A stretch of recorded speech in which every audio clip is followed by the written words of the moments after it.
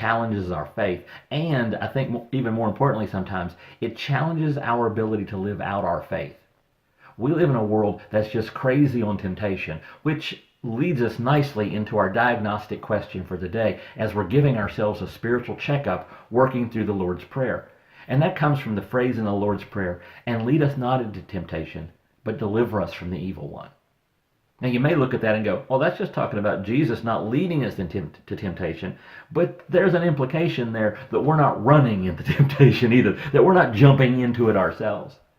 And so our diagnostic question today is, how am I doing on my defense? How good a job am I doing of putting barriers between myself and the things that tempt me most, or the things that make me vulnerable to temptation?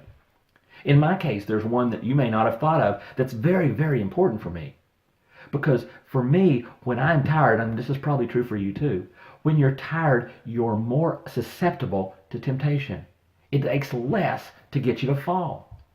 And in my case especially, in addition to all the other areas, when I am tired, my temper is like this far from coming out. The redhead shows really easily when I'm tired. So it's important for me, and it's important for everyone around me, that I get enough rest.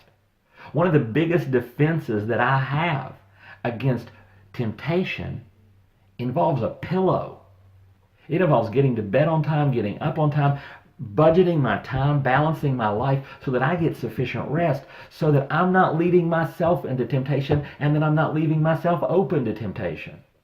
Because it's real important as we're growing into the people God designed us to be, that we ask the spiritual diagnostic question, how am I doing on my defense? It's a very important question, and it's today's Jumpstart.